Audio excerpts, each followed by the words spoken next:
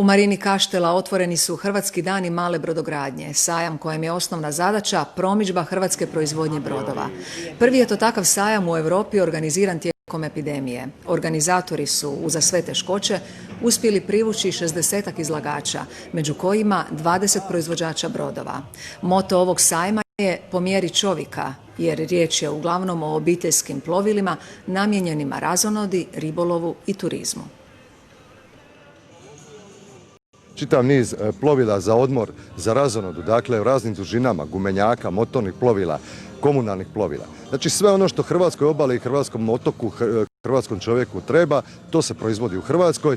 Kažem, ponosni smo što imamo priliku i ove godine, eto prvi put nakon ove krize u Europi promovirati nautiku, ali s naglaskom na hrvatsku proizvodnju. Prvenstveno se bavimo razvojem novih plovila za turizam.